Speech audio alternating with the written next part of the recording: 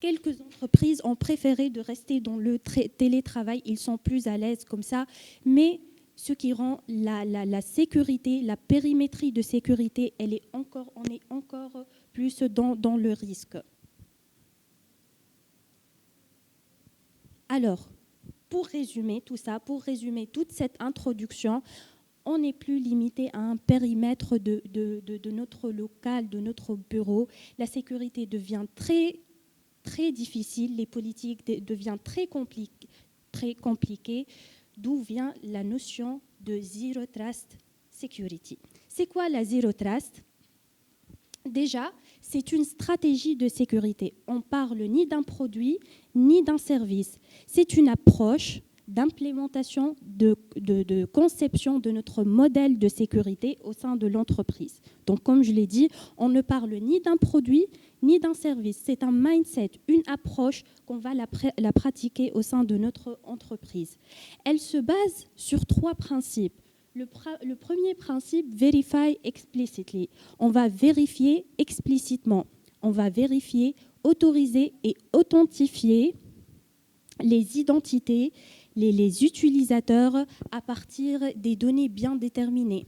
Leur identité, leur localisation, les ressources à laquelle ils vont se connecter et bien évidemment la santé de leur appareil et leur device. D'autres termes, on va tout vérifier. La deuxième partie, c'est list privilege. On va limiter les accès just in time et just enough, c'est-à-dire, et la plus mauvaise pratique de sécurité, c'est de donner des privilèges d'administration à plusieurs personnes. C'est l'une des plus mauvaises pratiques. On donne aux utilisateurs juste ce qu'ils auront besoin comme rôle, comme privilège, tout en s'assurant qu'on ne va pas bloquer leur activité. Donc c'est ça le principe. Et le deuxième, just in time, c'est-à-dire on va leur attribuer ces privilèges, ces rôles, dans une période bien déterminée, dans un intervalle de temps bien déterminé. Et c'est possible à travers plusieurs solutions qu'on va les voir tout à l'heure. Et troisièmement, on va assume breach. On va assumer la violation. On est toujours dans le risque. Une violation, elle est probable, d'où on doit chiffrer les données et faire le monitoring en temps réel. D'accord. Là, on a vu les différents principes du modèle ou de la stratégie de Zero Trust. On va entrer plus ou moins un peu plus dans le technique. Qu'est-ce qu'on doit faire exactement ? D'accord, j'ai connu cette stratégie, mais comment je vais l'appliquer au sein de mon entreprise ? Comment je vais faire ? Alors, on va partir de 6 piliers. On va aller de l'identité, la protection de l'identité jusqu'à la protection de notre réseau et de notre infra. C'est-à-dire, la protection de l'identité, comme je viens de le dire, on doit toujours vérifier, on doit toujours autoriser et authentifier les utilisateurs avec des authentifications fortes. On ne parle pas là juste des mots de passe fortes, majuscules, minuscules, chiffres, lettres seulement, non. Plus que ça, par exemple le MFA, la double authentification, ça c'est très nécessaire. C'est une pratique qui est très simple, parfois on la néglige, mais c'est une pratique qui est très très importante. De 1, l'accès conditionnel. On doit attribuer aux utilisateurs ce qu'ils auront besoin pour accéder aux applications. On doit les limiter. Et aussi, le list privilege, ce qu'on a parlé tout à l'heure, c'est par rapport aux privilèges, juste ce qu'ils auront besoin. Comme ça, on doit limiter le max, le risque. Après, c'est bon, on a vérifié, on a protégé les identités. Ensuite, on va protéger les endpoints, les appareils. Comme on vient de le dire, on travaille avec nos PC personnels, professionnels, tablettes, smartphones, donc un peu avec tout ce qu'on a comme device et tout ce qu'on a comme appareil qui va me permettre d'accéder à nos messageries, à mes données, aux applications. Donc, on doit vérifier l'intégralité et la conformité de ces appareils afin de pouvoir donner l'accès à ces utilisateurs. Après, data, les données. Les données, là, on parle de chiffrement des données, quoi d'autre, le cryptage des données, le backup, sauvegarde aussi, ainsi de suite. Après, d'accord, on a protégé les identités, les applications, les données, on a les applications. En bloquant les autorisations aux utilisateurs, on doit suivre qu'est-ce qu'ils font exactement comme tâche. On doit avoir un rapport de tout ce qui se passe au sein de mon entreprise et à travers ces applications. Pour la partie infrastructure et networking, on doit toujours segmenter notre réseau. Parce que là, comme on vient de le dire, on est dans le cloud, on a des serveurs qui sont dans le cloud, on a d'autres serveurs qui sont on-prem. Donc réellement, on est un peu partout, on est présent un peu partout. Quelques solutions pour la protection des identités. On a comme solution l'IAM, Identity Access Management, le PAM, Privilege Access Management. Bien évidemment, le MFA, c'est pour contrôler les accès, pour donner les privilèges juste pour les utilisateurs, les rôles dont ils auront besoin. Pour les endpoints et les appareils, on a le endpoint security. Pour la partie data, comme je viens de le dire, la partie cryptage, DLP et aussi le backup, la sauvegarde, elle est très importante des données. Comme ça, on a ainsi des copies, disons, de secours. Comme ça, si jamais il y a eu une violation des données, j'ai un site secondaire, plus ou moins un site secondaire, un site de secours où mes données ils seront stockées. Pour la partie application, on a le WAF, Web Application Firewall, and le Vulnerability Management. Et pour la partie network, bien évidemment, le Firewall and le Wireless Protection. Donc, toutes ces solutions, ils sont très importantes et on doit l'avoir au sein dans mon infrastructure et au sein de chaque entreprise. Alors, ce qu'on avait auparavant et ce qu'on a maintenant. Ce qu'on avait auparavant, c'est juste une périmétrie qui est un peu plus restreinte. On travaille seulement dans nos locaux. Nos serveurs, nos VM, nos données, ils sont dans nos data centers. Mais là, on parle d'une périmétrie qui est un peu plus large. Plusieurs fournisseurs des clouds, que ce soit Microsoft, que ce soit Amazon, le AWS, Google, ainsi de suite. Et on est dans le cloud et le on-prem. D'où vient la notion de SASE? C'est Secure Access Service Edge. C'est une plateforme de Gartner qui va nous permettre de centraliser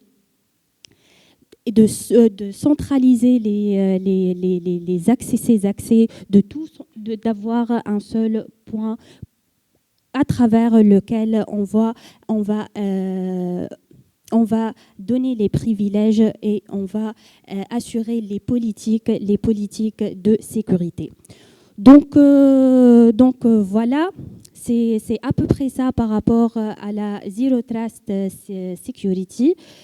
Je ne sais pas ce que vous avez à dire, si vous voulez partager votre expérience.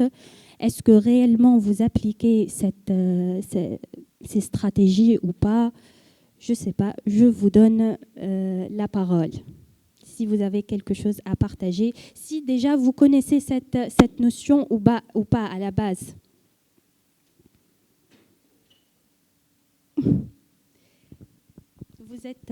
Vous êtes libre si vous avez des questions. Donc voilà, c'était à peu près ça. Donc je récapitule. Le Zero Trust, c'est une stratégie de sécurité dans notre modèle d'implémentation et de conception des politiques de sécurité. On se base sur 6 piliers: l'identité, la protection de l'identité, la protection des appareils, la protection des données, des applications, de notre infra-réseau. Voilà, c'est ça, c'est un petit tour sur ces notions.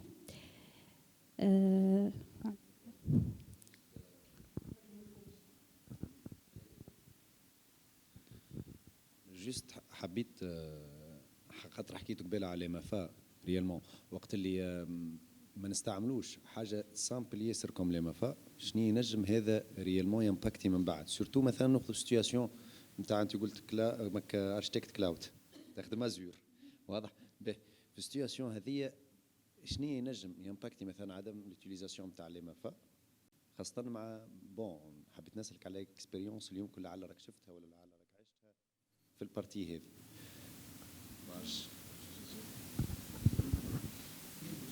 Bien sûr.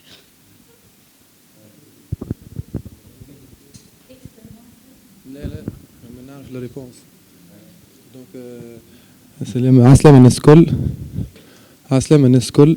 الكاستيون تاعك ياسر امبورطونت بالنسبه للمفا. اذا كان ما تستعملوش في ليدونتيتي نتاعك في ازور باغ اكزومبل تي ادمينستراتور ازور تنجم ياخذوك المود باس نتاعك يبدلوها يحلوا يطلعوا في امات حتى كان ما يهزولكش لي دوني نتاعك يطلعوا دي في ام سور ازور يخدموا بهم الخدمه اللي يحبوا يخدموها هما تو فا بي سي سا لو غران بروبليم معناها. دونك سي فالابل بور تو معناها ينجم يهز لك المود باس نتاعك يحل الكونت نتاعك من غير ما تفيق بيه ويستعمل الكونت نتاعك بور فيغ مونتي دي في ام بور اللي هو معناها.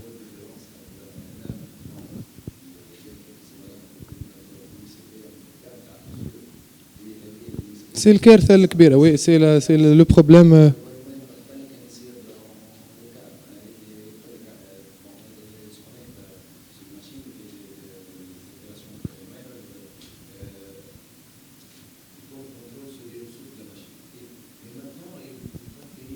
دي ماشين بور فير تورني حاجه اخرى معناها.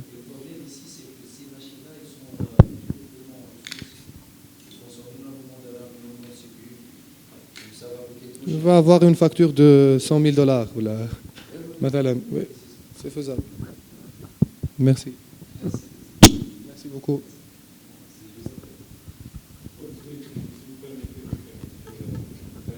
La remarque pertinente.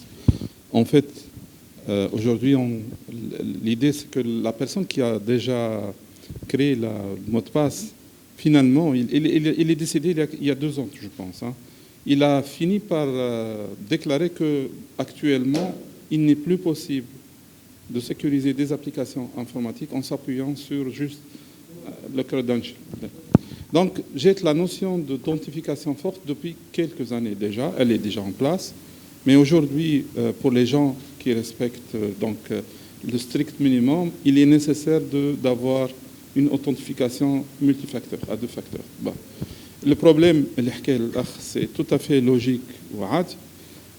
En général, MFA, pour l'accepter, si on est client Office 365, je dirais c'est en arabe, c'est Araf l'Iman. Bon, mais il faut l'accompagner dans la stratégie que vous venez de montrer, il faut l'accompagner par une plateforme d'authentification on-prem, je préfère. Et là, vous allez faire l'enrôlement de vos devices, vos équipements, et vous allez avoir, du moins par rapport à la problématique évoquée, une certaine assurance. Parce que sinon, ce risque-là, il est bien évident et les impacts peuvent être dramatiques.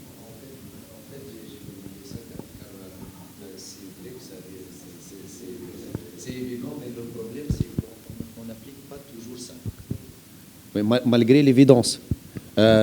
Jusqu'à aujourd'hui, on entend des comptes Facebook, on n'est même pas passé à Microsoft, qui sont piratés car il n'y a pas de multifactor authentication. Malgré que c'est gratuit.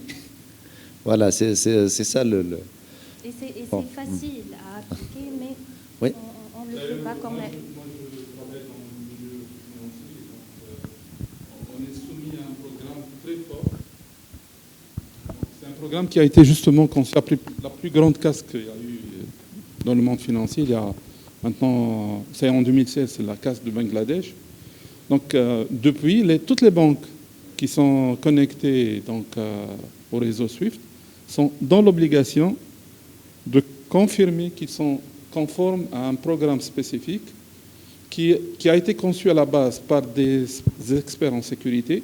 Et finalement, c'est une compilation de 3 normes en sécurité qui consistait à élaborer un certain nombre de contrôles obligatoires et un certain nombre de contrôles qui sont optionnels. Donc, quand on dit optionnel, il vaut mieux les mettre en œuvre. Parmi les contrôles, c'est une séparation, on dirait en physique, par rapport à le public, d'accord? Et également, par rapport à ça, il faut que l'accès aux ressources qui sont séparées physiquement ne soit autorisé que, entre autres, avec une authentification multifacteur. Et par la suite, donc il y aura un suivi. Les banques doivent attester, moyennant une application, qui sont conformes à ce programme. Donc aujourd'hui, on ne déconnecte pas une banque qui n'est pas conforme, mais on a l'information qui est plus ou moins diffusée dans le public. Et vous savez que dans le monde des finances, la réputation, elle est très importante. Quand on connaît que mon correspondant, avec lequel j'établis des relations de transfert de paiement, etc., n'est pas conforme à un programme de sécurité, donc il y a beaucoup, je dirais, de malchance que cette relation soit rompue.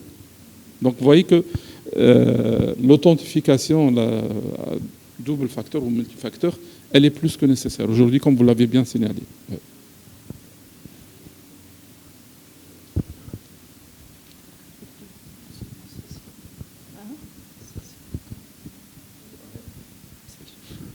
Bon, Karsana, tu as déjà cité le SASI. Je ne sais pas si il y a beaucoup de monde qui connaît ce nouveau catégorie. Bon, il y a 2 ans qu'il est lancé, mais ce nouveau catégorie lancé par Gartner en tant que catégorie à part. C'est en fait, c'est quoi exactement? En quoi on peut utiliser le SASI réellement en cas général? Est-ce que ça élimine les infra on-prem? C'est ça la question générale qui se pose concernant cette partie de SASI. Bon.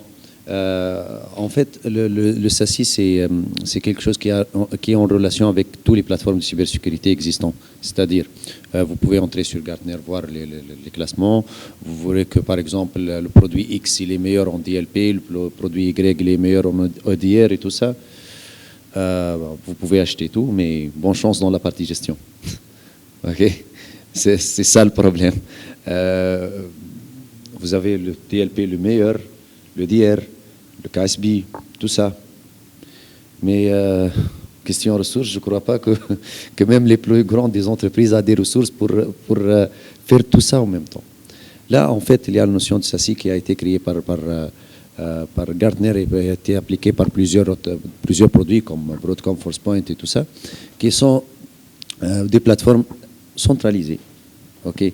Des plateformes centralisées de cybersécurité. Ça vous aide à faire les configurations de multifactor authentication, ça vous aide à faire les configurations DLP, configuration KSB. Tout ça est sur le cloud.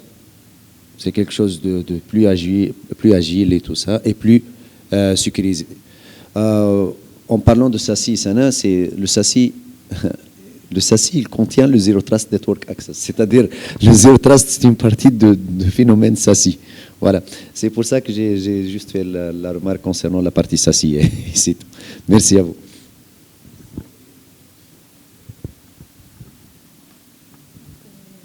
Donc voilà, s'il n'y a aucune intervention, merci pour votre